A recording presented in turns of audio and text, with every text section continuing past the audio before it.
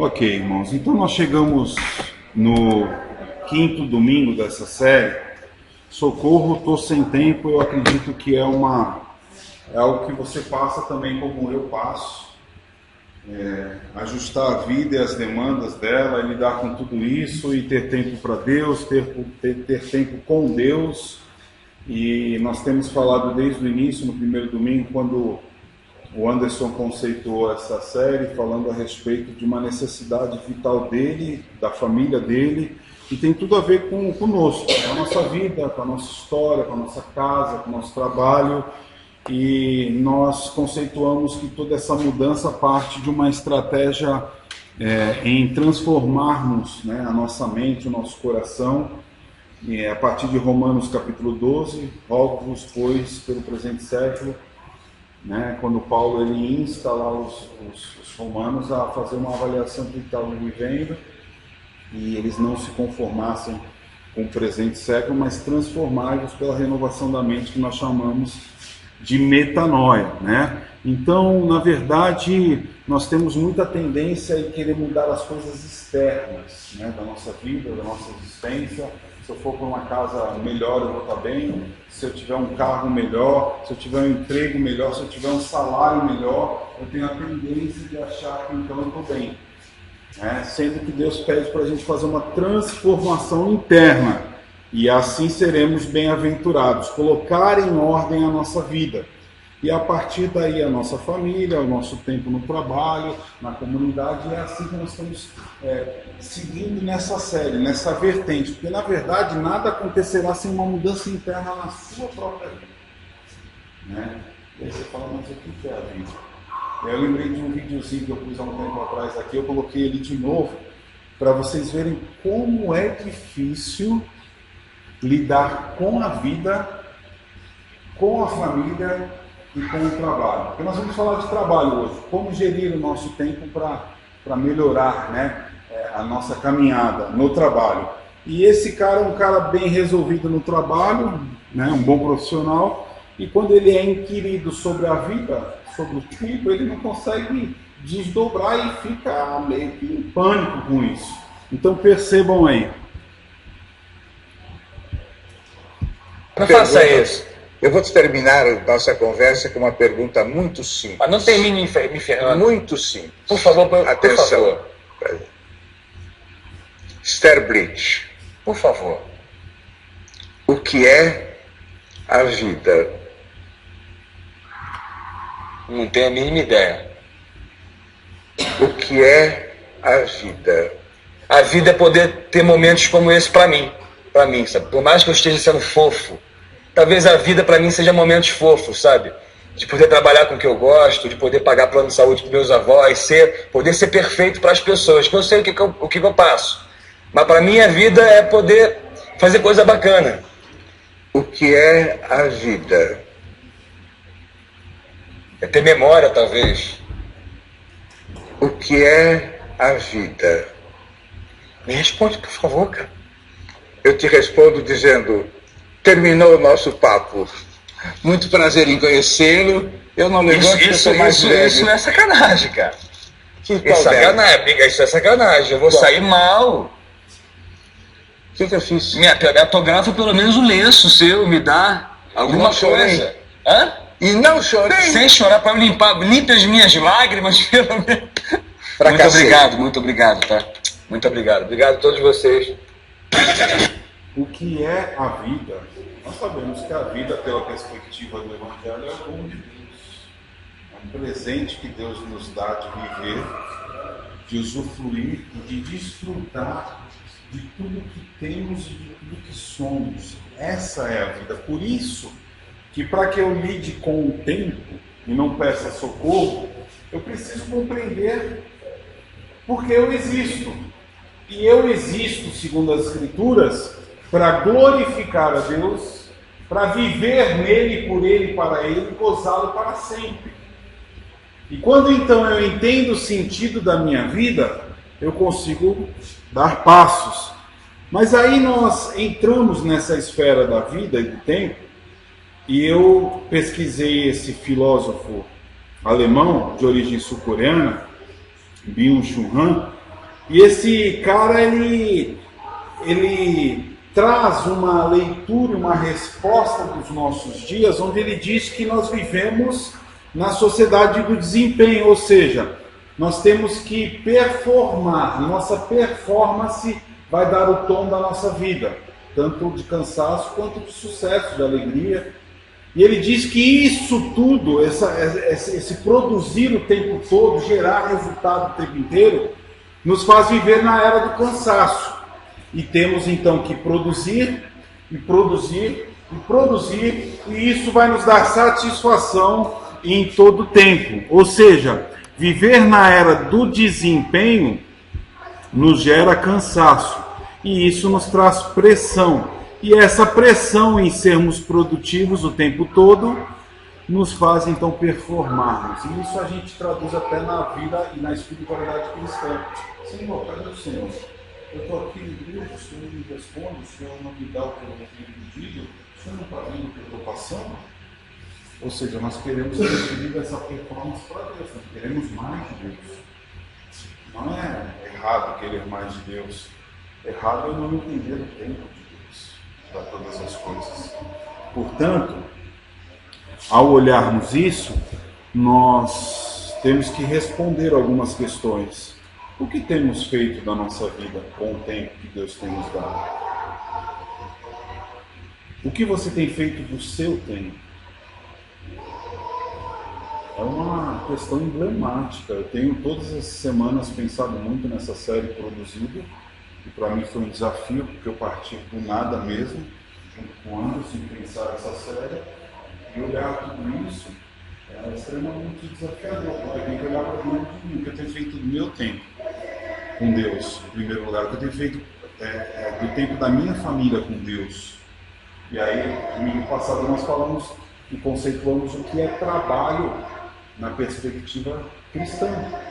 E hoje, fazer com que esse trabalho seja da melhor maneira performado, a fim de não cumprir uma agenda por cumprir, mas para que o nosso trabalho glorifique a Deus.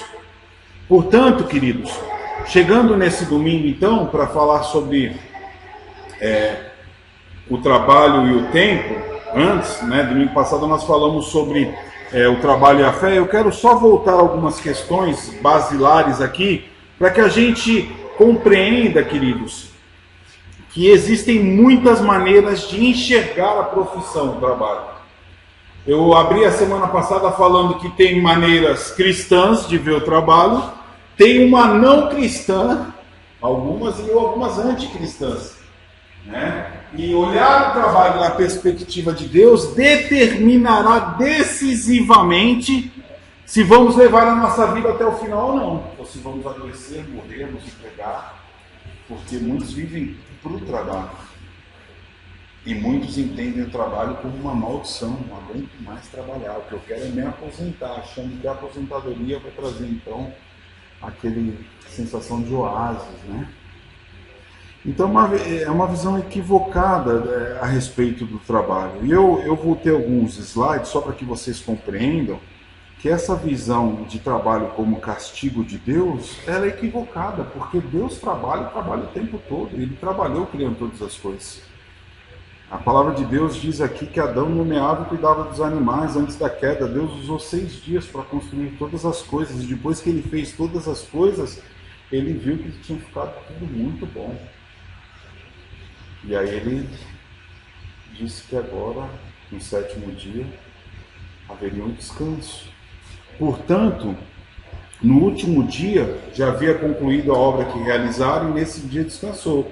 Abençoou Deus o 7º dia e o santificou, porque nele descansou de toda a obra que realizaram. Então, nós temos uma visão de o trabalho como castigo. Ai, não aguento mais ir para aquele lugar. Aquele meu patrão é um demônio.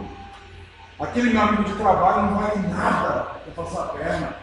Nós acordar segunda-feira brava, não aguento mais. E é uma visão equivocada de um peso. Na verdade, o trabalho é o meio pelo qual Deus nos dá o seu cuidado e a sua provisão. É interessante pensar que o próprio Jesus falou, quando ele estava caminhando com os discípulos que o pai dele trabalhava por agora, e ele também trabalha. No Evangelho de João. Ou seja, a vida, irmãos, é uma incessante ocupação dos seus fins para que possamos caminhar e andar satisfeito. Eu acredito que o grande problema do nosso tempo é o descontentamento com tudo e com todos. Por falta de percepção e visão da vida, de quem Deus é, de quem nós somos, de quem Deus criou, nós andamos extremamente insatisfeitos com tudo e com todos. E aí, irmãos, um alerta para o trabalho, a partir dessa visão de castigo, é o outro extremo. São dois pesos na mesma balança. Olhar a vida como castigo e o trabalho, e o outro extremo é olhar o trabalho como o seu redentor, ou seja, agora eu vou trabalhar, vou ganhar dinheiro e vou ser feliz. É o outro pêndulo, né? Ou seja, o trabalho como um ídolo do coração, para preencher e saciar os nossos desejos. E eu acredito que nós estamos vivendo muito isso. Porque muitos trabalham 10, 12, 14 horas a fim de adquirir o que quer, sonhar com o que quer, comprar o que quer, achar que tudo isso e essa agenda vai lhe redimir. E essa visão de redenção do trabalho nada mais é do que um ídolo do coração. Eu tenho dinheiro, eu quero esse dinheiro e me sacio. Né? Eu não estou falando que o dinheiro não é bom, dinheiro é tudo. E a gente precisa do dinheiro para caminhar. A questão não é o dinheiro, mas o amor ao dinheiro como algo redentor. E esse limiar é muito duro.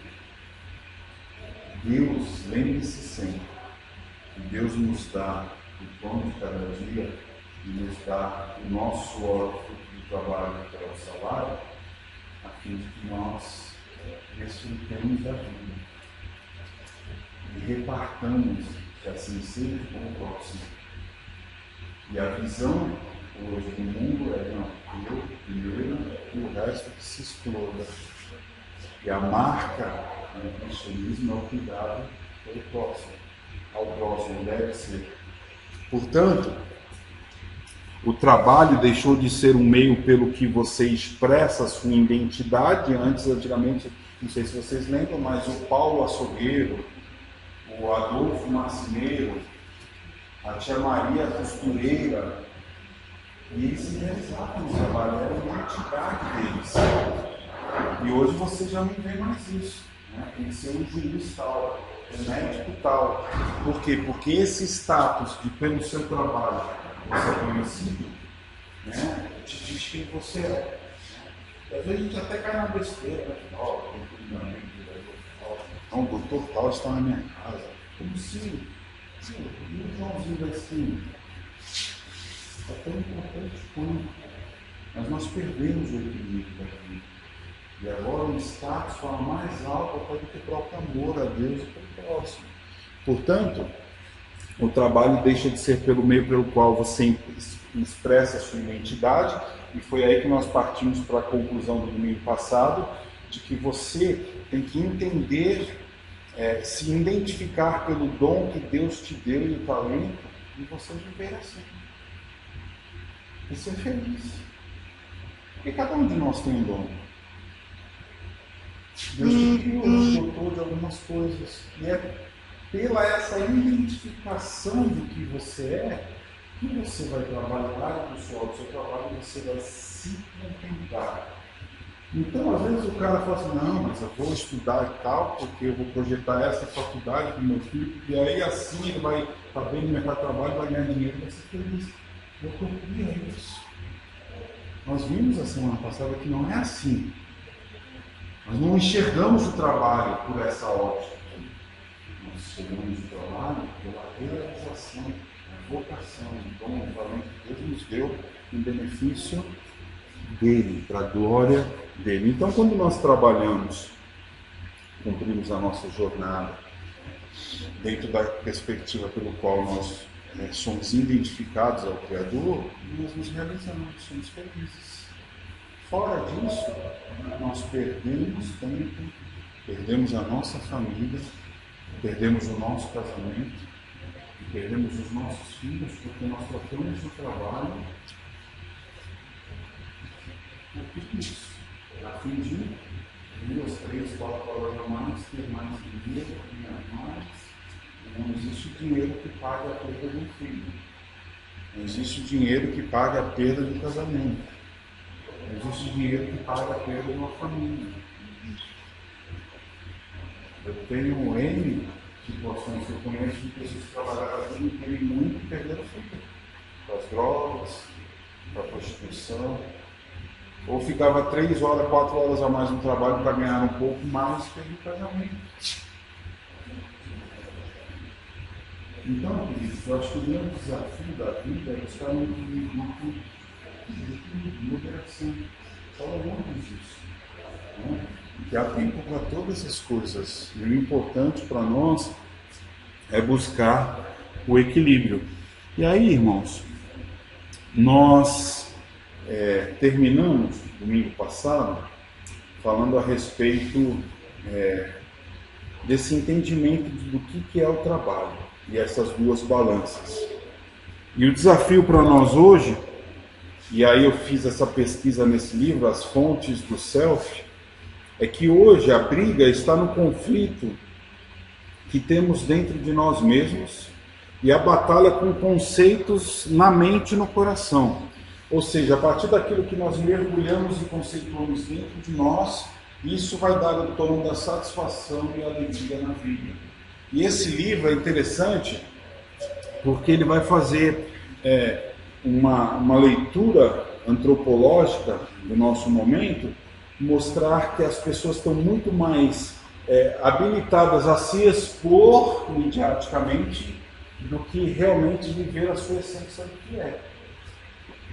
E aí, olhando para Jesus, quando ele diz, vós sois o sal da terra e a luz do mundo, ele diz que nós, como sal, temos que fazer diferença.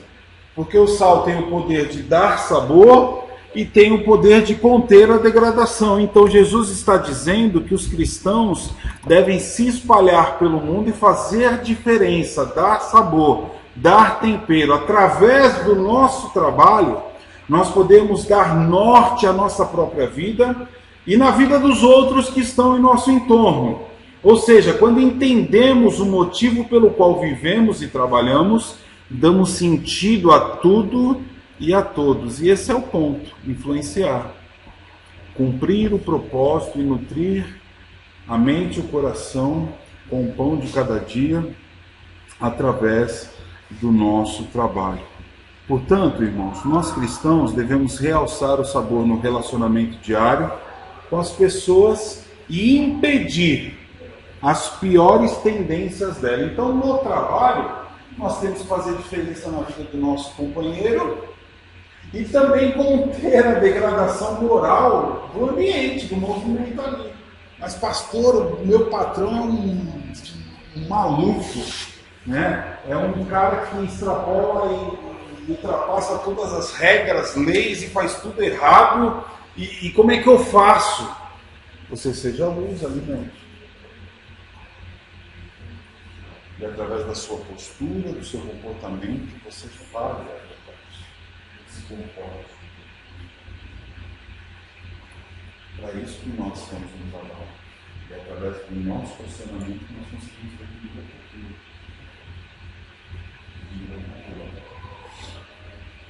Eu conheci um trabalho na divisa de São Paulo com Mato Grosso do Sul, e era um encontro de casais. E esse encontro de casais era de uma igreja presbiteriana, e os casais começavam aí o pastor incentivava a convidar outros casais, e aí começaram a convidar outros casais, e tinha uma família que começou a convidar alguns amigos de outras religiões, fazer parte de um encontro de casais. Em um determinado ano, esse casal convidou uma família, eles eram espíritas, para ir no encontro. E eles foram. Eles gostaram tanto do encontro que eles quiseram voltar para o outro ano. Mas eles continuaram lá no centro espírita. E no outro ano eles levaram um casal do centro espírita, no encontro de casais. pelo segundo ano enquanto casais, gostaram demais, eram amigos da pessoa da igreja, voltaram para o outro ano com mais 2 casais, ou seja, os 2 casais de lá do centro com mais 2 casais do centro. Então tinha uma mini igreja dentro do centro. E esse centro tinha uma escola. Eles montaram uma escola lá e tal, e eles faziam os trabalhos durante a semana do espiritismo, cuidavam da escola, mas no 4º ano, quando foram ver, já tinham 6 casais no encontro de casais. Já está quase chegando perto dos casais da igreja, né, no encontro de casais. É interessante como Deus trabalha, irmão. Esse testemunho é maravilhoso, porque em determinado momento, no 4º ano, lá no programa de casais, eles se reuniram como liderança no centro e tomaram uma decisão, já movidos pelo Espírito, pela salvação de Cristo, de que aquele centro se transformaria em um igreja. Já viram algo parecido? Primeiro, interessante a abordagem, o amor e o carinho de receber pessoas, dar continuidade no amor, no carinho, falando, pegando a verdade. E aquela escola hoje se transformou numa escola cristã. E aquele centro hoje é um prédio, a igreja presbiteriana da cidade. Redimir a cultura é fazer diferença onde quer que você esteja, em qualquer área da sua vida. É que você seja conhecido como sal, como luz.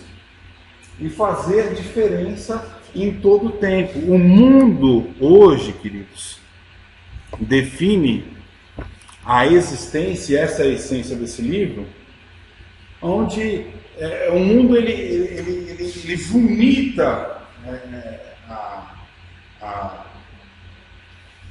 o dizer de que você faz o que você quiser. Tudo é isso. Da forma como você quiser. E o Evangelho diz, não, existe uma forma de ser, de viver, de fazer. Que é muito mais importante você ser do que você parecer ser. Que tem a ver com a capa do livro. O ser é muito mais importante do que parece ser. Então esse é o dilema da vida e do coração, onde nós vamos compreender que esse homem, fazendo essa leitura, diz que a liberdade moderna rejeita tudo que é transcendente, ou seja, tudo que é uma busca por aquilo que ultrapassa os limites do pensar, não existe. E que nós podemos ser muito bom e por muito tempo sem Deus, que é a essência dessa leitura cultural do nosso tempo. Mas aí nós vamos compreender que o cristianismo diz que nós não vivemos sem Deus, que nós devemos fazer a república dos nossos maus caminhos. Então a palavra de ordem, irmãos, por mais difícil que seja, que não é fora de moda, é arrependa-se. Arrependa-se da forma como você lida com o seu trabalho. Arrependa-se da forma como você lida com o seu tempo diante de Deus.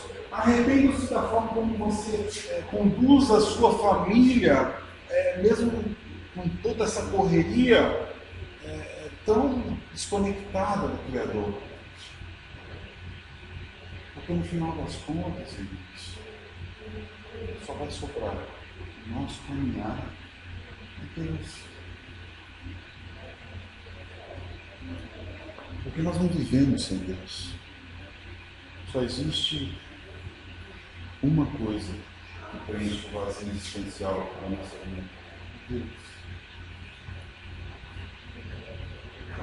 Tendo entendido isso, que Deus criou o trabalho para que nós glorifiquemos a Ele com o nosso trabalho, recebamos nele a provisão e o sustento, como fazer isso da melhor forma?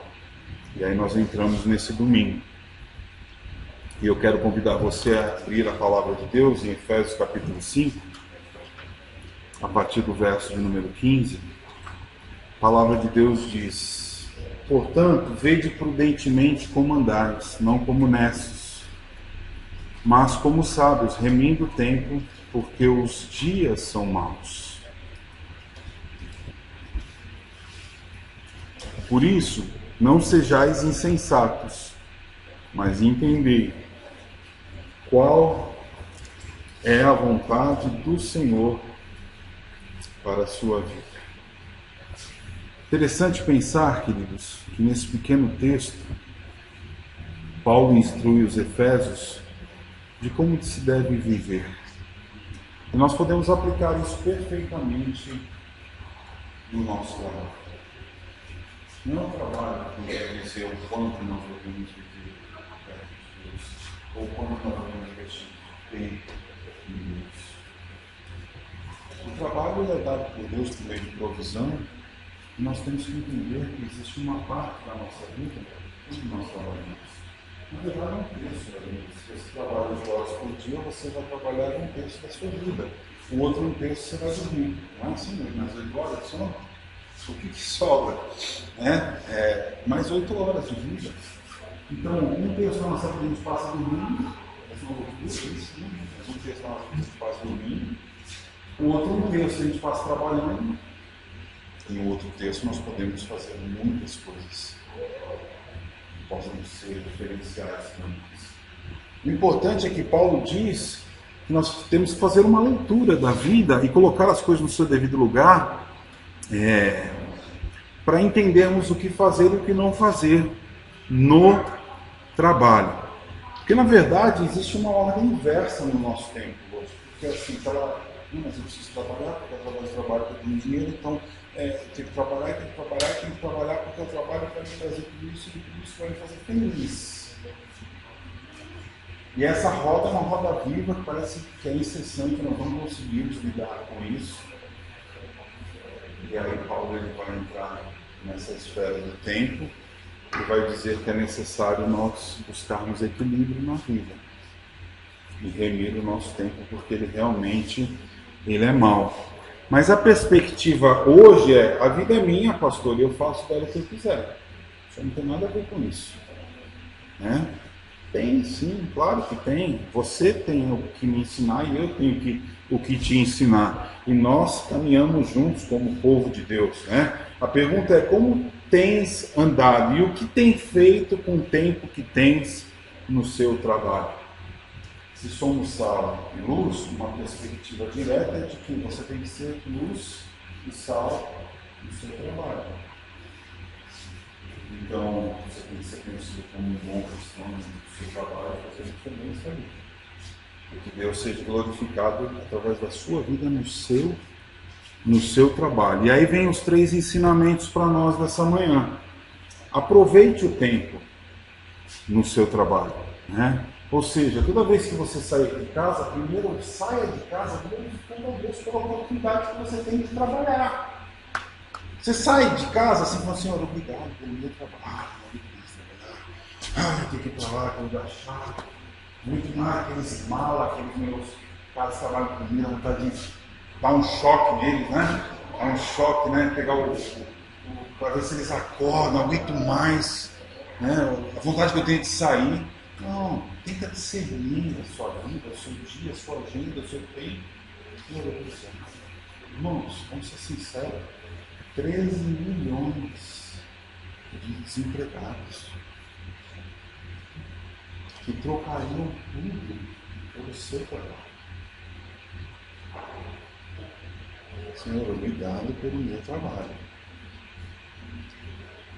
E aí, Senhor, me dê condições de aproveitar do meu tempo, no meu trabalho, da melhor forma. Nós vamos entender no final das contas que lá no nosso tempo de trabalho nós devemos fazer tudo para glorificar a Deus, e isso quer dizer fazer tudo com amor, com alegria e excelência, fazer o melhor, que é para Deus, só com isso. Para Deus, então fazer o melhor. Então não tem como eu fazer de qualquer jeito, não tem como eu dar um mulherzinho, não tem como. É o contexto do Brasil, de qualquer jeito, dar um jeitinho, dar uma saludada. Eu prefiro trabalhar na diária, porque aí eu não enrolado, eu ganho na diária, eu não emprego, eu tenho que produzir. É uma mudança, como eu disse no início, de transformação na mente. Eu faço porque eu faço para Deus. Eu sou o melhor padeiro porque eu faço para Deus. Eu sou o melhor pedreiro porque eu faço para Deus. Eu sou o cara da comunicação e faço melhor no sistema porque é para Deus. Eu jogo bola e sou jogador profissional e jogo porque é para Deus. É uma questão de consciência, é uma questão de mudança interior, que é a perspectiva a partir da vida. Se a minha vida não estiver centrada, conectada, eu não consigo fazer o resto, eu não consigo gerir e produzir na minha família, no meu casamento. E tudo vai indo arrastado, e a coisa a gente vai levando, e nada flui, e é como o povo no deserto, a gente vai ficar rodando e não vai entrar naquilo que Deus prometeu para nós, porque realmente nós vamos levando de qualquer jeito. E isso é o contrário da excelência, quando eu faço o melhor, com o que eu tenho nas mãos, da melhor maneira, para glorificar o meu Deus. Para glorificar o meu Deus. Portanto, Paulo, ele diz para nós aproveitarmos o tempo. Vede prudentemente como andais, remindo o tempo, verso de número 15. E é legal, queridos, quando a gente estuda essa palavra remir, porque essa palavra remir nos traz uma ideia de escolher o melhor caminho. Mas antes de escolher o melhor caminho, como é que nós temos andado? Como é que está a nossa vida? Como é que está a experiência no nosso trabalho? Como é que eu tenho feito? Como é que eu sou conhecido no meu trabalho? Eu sou um bom funcionário? Eu sou um bom patrão? Eu faço tudo conforme as leis do meu país? Eu estou submisso às autoridades que estão no meu país, por isso eu faço o melhor e faço da maneira certa como eu devo fazer? Vejam como andais. É uma metáfora aqui que Paulo usa para exemplificar como é que você está vivendo. Ou seja, a perspectiva aqui é espiritual, é examinar detalhadamente a sua maneira de viver e trabalhar. Precisamos fazer isso. E aí, queridos, nós vamos compreender que o nosso andar revela quem nós somos. E aqui para mim é um ponto nevrálgico. Eu sou um bom cristão. As pessoas que me olham no meu trabalho, elas olham e falam, esse cara é diferente. Esse cara faz com amor, com excelência, está sempre disposto. Ele não está preocupado só consigo, ele está preocupado com o todo. Interessante, é diferente. Sabe por quê, irmãos? Nós vamos bebendo conceitos e nos acostumando com muitas coisas na vida que nós vamos reproduzindo automaticamente. E Paulo vem e fala, vocês têm que andar e andar de maneira prudente, ou seja, acuradamente, de maneira exata, detalhada, de acordo com aquilo que Deus orientou. Mas também temos que ver tudo isso e não andar como nécio, porque o nécio não sabe qual que é a vontade de Deus para a vida. Então ele resolve não viver e não ser e não fazer. Mas nós não somos nécios. Nós somos alcançados e transformados pela graça. E aí, queridos, o contraponto disso é a sabedoria que vem de Deus. E aqui é o ponto de considerar Deus acima de todas as coisas. Ser sábio é considerar Deus acima de todas as coisas. Então, em meio ao convite para a sonegação, em meio ao convite para dar um jeitinho brasileiro no trabalho, de desviar alguma coisa, não. Eu faço para Deus. Isso é errado. Isso é certo. Não vai fazer isso. Eu vou fazer o que é certo. Eu não vou fazer da maneira errada. Eu não vou ser conhecido como funcionário com a miguezinha. Eu vou fazer o que eu tenho que fazer, o tempo que eu tiver que fazer. Vou cumprir o meu horário, a minha agenda e vou para casa em paz. Em paz. Porque eu sei que o resultado disso é Deus que dá. É Deus que dá. Portanto, Paulo diz aqui que aproveitar o tempo no trabalho é andar de maneira prudente. Mas considerar o tempo no trabalho é muito importante. O tempo aqui, remir o tempo, não é aquela ideia do cronos, do relógio, que vem cronômetro, né? Mas é o tempo da ocasião, ou seja, remir o tempo é aproveitar a oportunidade que o Senhor nos dá e nos oferece. Então eu preciso remir o tempo e falar, não, realmente Deus abriu essa porta, me deu essa oportunidade, e eu reconheço que eu devo gerir a minha vida, o meu trabalho da melhor maneira, porque isso é um cuidado de Deus por mim. Ou seja, nós temos não só que aproveitar o tempo, mas considerar o tempo. E aí ele diz que nós devemos fazer isso porque os dias são maus. Jesus mesmo diz, né? Os dias são maus. Né? Ou seja, basta cada dia o seu próprio mal. É a ideia de que nós teremos problemas em pouco tempo. E os seus problemas virão, nós temos que saber resolver as questões e o dia mau.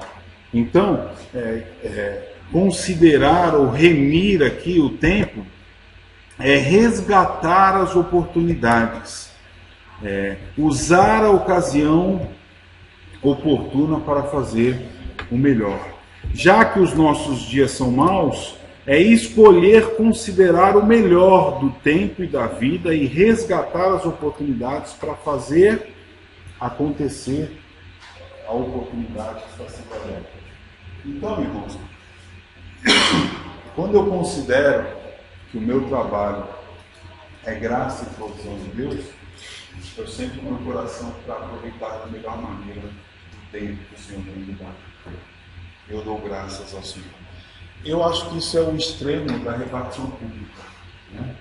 Porque as pessoas elas falam assim, eu vou passar um concurso público para quê? Para que eu tenha estabilidade e aposentadoria garantida.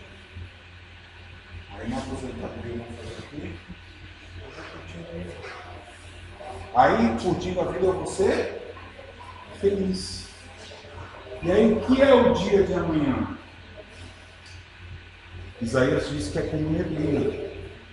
Vem e se dissipa. Ou você consegue segurar também e gerir o teu dia, o dia de amanhã? Você consegue lidar com o dia de amanhã?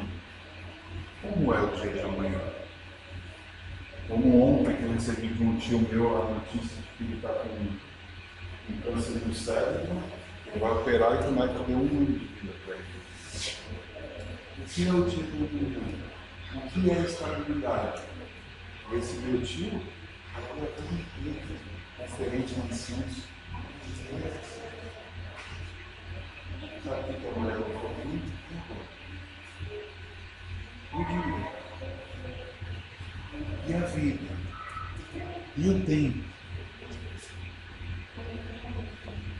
Basta cada dia o seu próprio mal, suas próprias dificuldades. Ou seja, o alerta de Deus para nós remir o tempo é aproveitar cada dia as melhores oportunidades. Ah, que bom que eu estou aqui na comunidade, que legal. Amigão, aproveita o tempo, a gente não sabe quanto tempo a gente está junto aqui. Fazer melhor hoje, fazer acontecer hoje, a gente não sabe nem de amanhã. Aí passa 10 anos, pastor, que saudade aqui, eu não aproveitei. Eu tenho uma decisão junto com a Dani de vida, nós vivemos intensamente os nossos todos os dias. Quando o Senhor me dá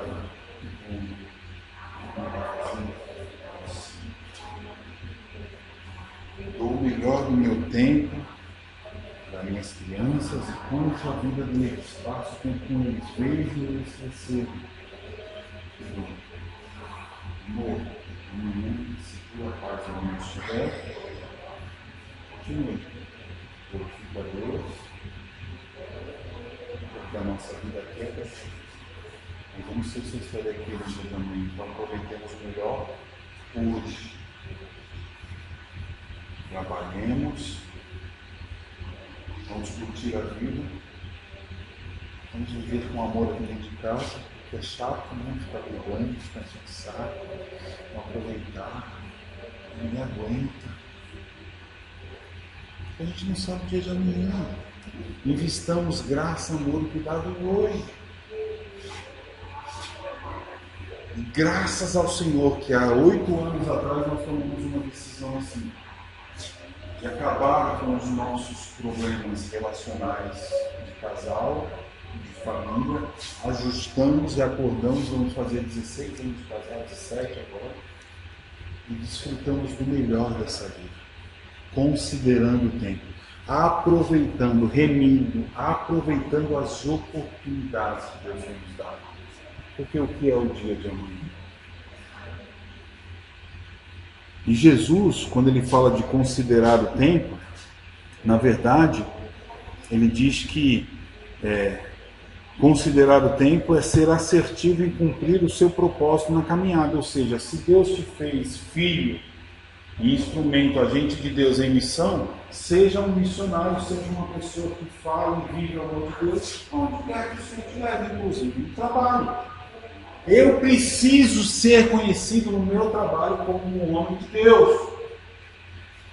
As pessoas precisam ver em mim e você um homem de Deus. Onde as pessoas têm até medo de vir falar sobre o errado. Ou se comportar errado. Por quê? Porque ele é crente? Não. Porque ele é discípulo de Jesus. Ele anda como Jesus andou. E ponto final. Ah, pastor, mas eu vou me perseguir, vou mandar embora. Que mande. Quem é o teu provedor? Quem que é o seu sustentador? Quem é que abriu o mar vermelho? Quem é que parou o sol? Quem é que conhece todas as estrelas? Quem é que te criou? Quem que fez com que você chegasse até aqui? É o mesmo que vai continuar conduzindo. Nós temos uma falsa sensação de que nós gerimos antes, uma falsa sensação. Falsa. E é por isso que nós somos avarentos, é por isso que nós não amamos como deveríamos amar, porque a gente não entende a gente consegue fazer as coisas. A palavra de Deus diz que quem vive assim é infeliz, infeliz homem. Por quê? Porque o Senhor é o dono do tempo, da história. Ele é a luz do mundo. Ele nos dá direção. Ele entendeu o propósito pelo qual ele veio nesse mundo e viveu no meio desse mundo. E aí, queridos, as nossas escolhas vão produzir e reverberar os frutos e as consequências. Ou seja, aquilo que você plantar, você vai colher. Ponto final. Isso é sabedoria popular, sabedoria bíblica e sabedoria da vida. Plante amor e seja amado. Plante ódio e seja odiado. Plante rancor e se deprime a doença. Ah, pastor, você não conhece a minha vida. Jesus te salvou, te transformou. As coisas velhas ficaram para trás. Ah, mas eu tenho marcas. Eu não tenho. Mas eu tomei a decisão que as minhas marcas ficaram. Eu as vejo, mas já não sinto mais dor. Ah, você não sabe disso. Você também não sabe o que vai ser. Ah, mas você nasceu numa família rica. Engano seu. Ah, mas você tem dinheiro. Também engano. Ah, mas você tem tempo. Também não. Eu sou o que sou, mas pela graça de Deus. Somente isso. Miserável, pecador. Eu ensino meus filhos desde que você é pecador. Porque você não faz o que deve fazer. É verdade, papai. Você também é. É verdade. Isso aí. Carentes da graça, da misericórdia, do cuidado do Senhor. E aí, queridos, além de aproveitar e considerar o tempo, e por último, devemos discernir o tempo no trabalho, né? Não sejais insensato, mas entender qual é a vontade do Senhor. E discernir nada mais é do que estar sensível a.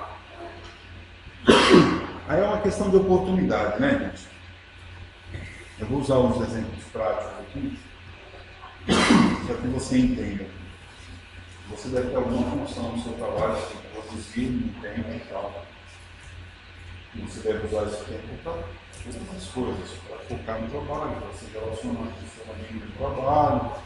E você pode contar o que Deus tem feito na sua vida, né? Pode contar o que Deus tem feito na sua vida. Sabe por que nós não contamos? O nosso amigo que você fez? Porque na verdade a gente não se importa com isso. Na verdade, se a gente for mais profundo, Deus também tem feito muito. Porque eu também não preciso também, tá bom assim. Então, se Deus me mudam, eu não me deixo ser mudado, eu não tenho que compartilhar com ela. Agora, se eu estou atento e sensível ao que Deus está falando comigo, eu tenho que compartilhar. Mas como é que Deus fala comigo? Deus fala comigo. Deus fala comigo numa mensagem.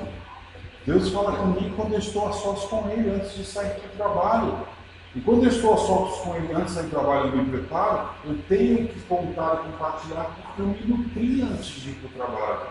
E eu tenho que contar. Quando eu não tenho que contar o que compartilhar, é porque eu tenho gasto tempo naquilo que eu não devo gastar. E é muito irmãos, isso é muito sério. Eu disse no início dessa série que nós não temos mais como nos afastar da tecnologia. Não tem mais. Então não devo falar, é pecado ficar no celular. Não tem mais. Também não é pecado. O pecado é você fazer um mau uso do seu tempo. Na mídia, no celular. E falando de trabalho, quando nós não discernimos bem e estamos sensíveis à voz de Deus, a ser instrumento de Deus no trabalho, nós preferimos ficar na mídia. Isso é.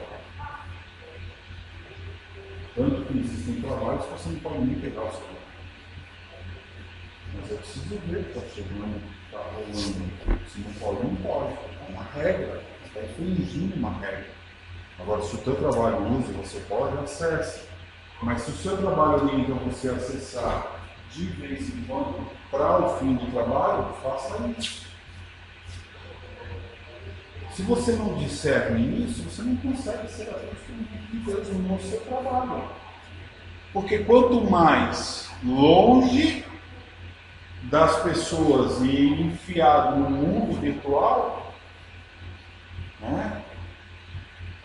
Vamos ser mais profundo.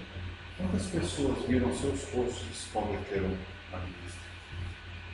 Alguém pode entender isso? Conhece alguém aí? Eu seu post se converteu? Não, pastor, eu tenho postado. Me fala, quem se converteu? Se nós somos instrumentos de Deus, temos que cuidar da lei de Cristo e amar o próximo, como é que nós fazemos isso? Eu faço isso no meu trabalho abraçando meu amigo. E para eu abraçar o meu amigo, eu tenho que deixar meu celular aqui, ó. Para abraçar, para conversar o meu amigo. Como é que está as coisas? Como é que está a sua família? Sua esposa vai enterrar seus filhos. Isso é discernir o tempo. Portanto, perceber é ter claridade de percepção. Discernir é distinguir, é entender o que está acontecendo, é balizar o seu coração e sua mente no que é certo e errado, diferenciar, ter um critério.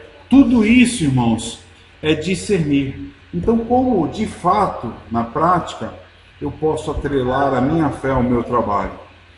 Ame o trabalho que você faz. Eu falei isso domingo passado. Relacione o seu trabalho com o reino de Deus. Né? Eu estou lá costurando, comigo. Eu vou costurar quando eu estou aqui cozinhando. É bom de cada dia, muito pensar. Elas estão sendo alimentadas por nós, estão sendo instruídas pelas professoras. Puxa, ela produzindo peça, ela com os carros, o carro com um ponto de cada vez, coisa boa, mas Deus é bom para nos sustentar, testemunhar, fazer diferença, para mim cada dia. Nós temos muitas chances, irmãos. E aí vamos fazer uma ponte lá no início, quando eu falei da sociedade do cansaço. Por que nós estamos cansados? Porque nós investimos tempo, energia, e foco naquilo que não é o foco da nossa vida, do nosso vida. Então é uma questão muito mais pessoal do que propriamente relacional, né? Então, se eu não me relaciono bem com Deus, dificilmente eu vou ter um bom relacionamento com a minha família, o meu casamento, o meu próximo, com a minha comunidade, o meu trabalho. Se eu não tenho intimidade com Deus, muito mais com o próximo.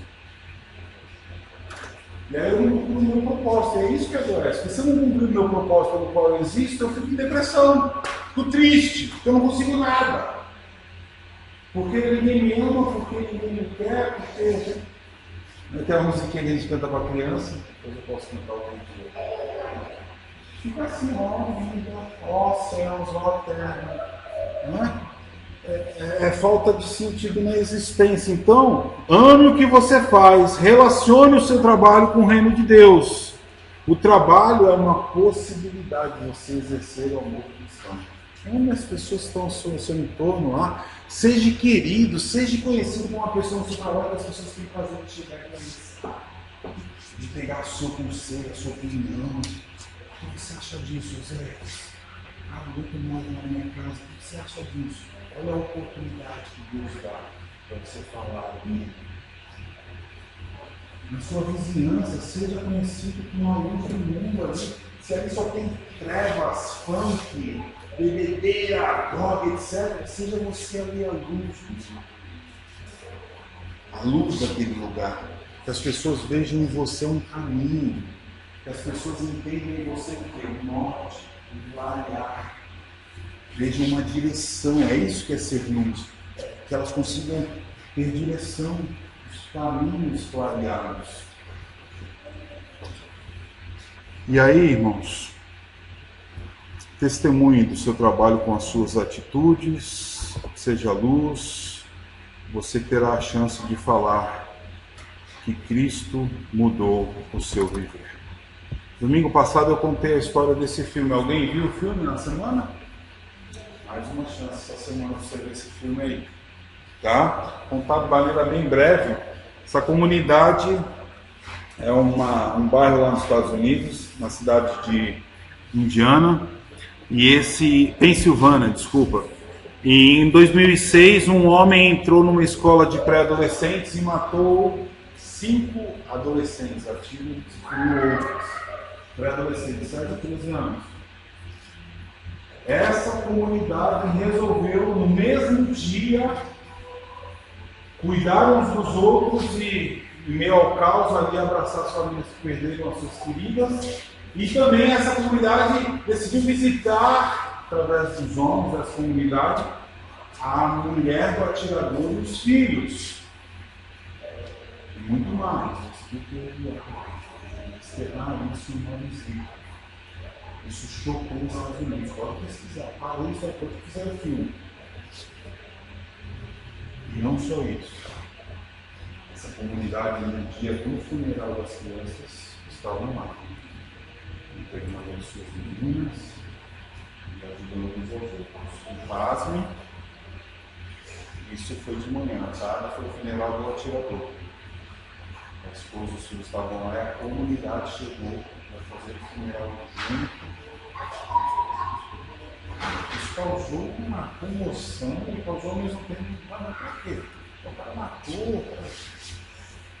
Eu vi esse filme antes de vir para cá no domingo. No sábado. Eu fico impressionado. Porque a ideia de amar, de perdoar e de cuidar é algo que transcende as regras comuns.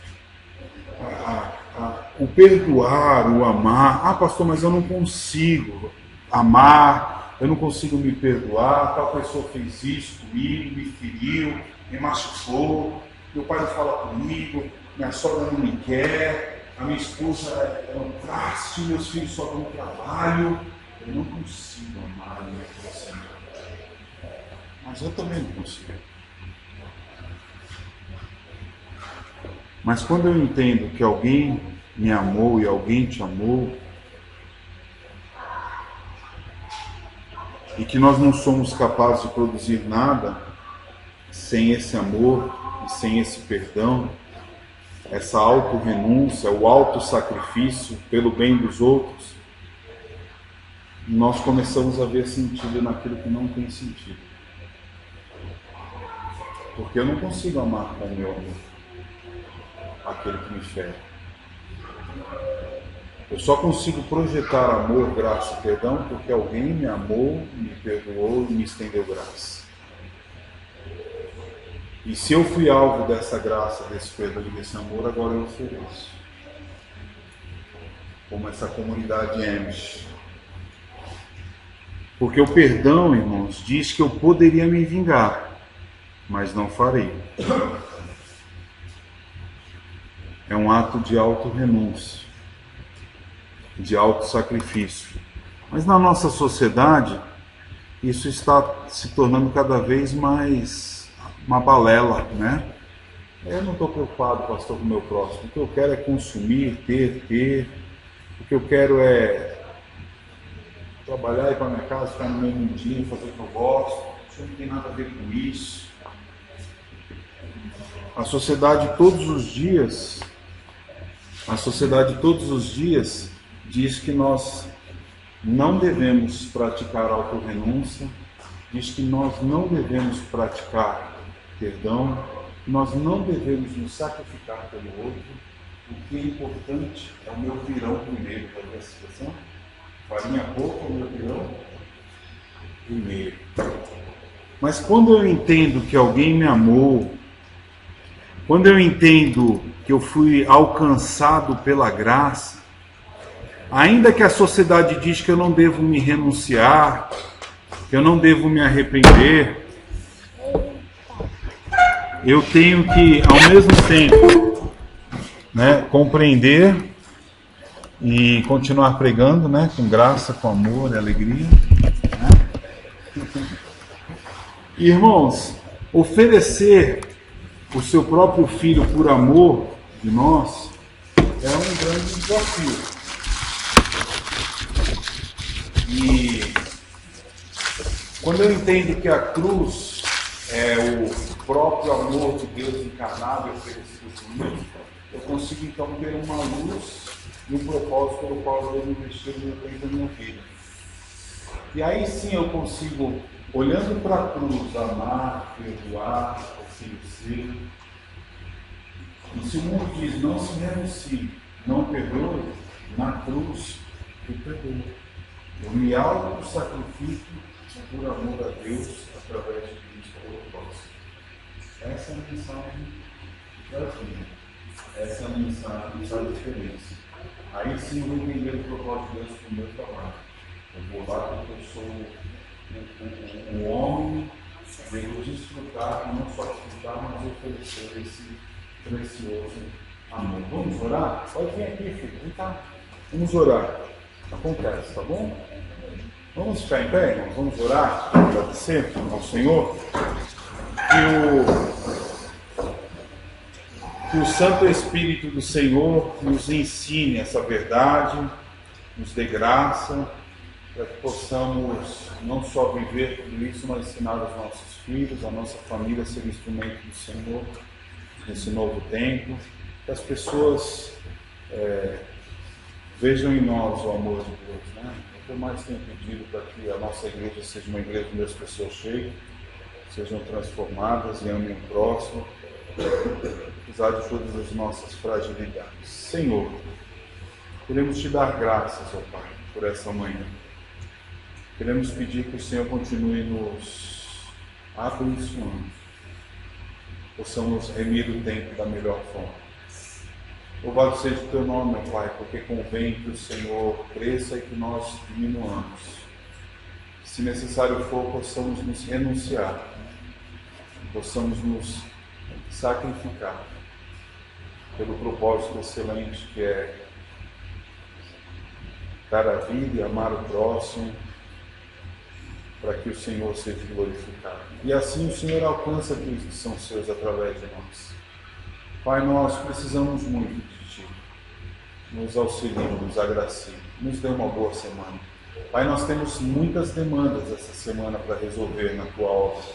Vá à frente de todas elas, abra as portas, motive os corações, ó Pai, e que possamos assim preparar tudo para que possamos estar num novo local com novas práticas, não com as mesmas práticas, mas fazendo tudo para que o Senhor seja engrandecido e o seu Evangelho alcance os corações. E assim pedimos que o Senhor nos leve em paz para os nossos lares. E que o grande amor de Deus, irmãos, a graça de Cristo Jesus e o poder sobrenatural do Senhor repouse sobre nós e por nós, desde agora e para todos sempre. Amém. Dê um abraço na pessoa que está ao seu lado, uma boa semana e até o próximo domingo.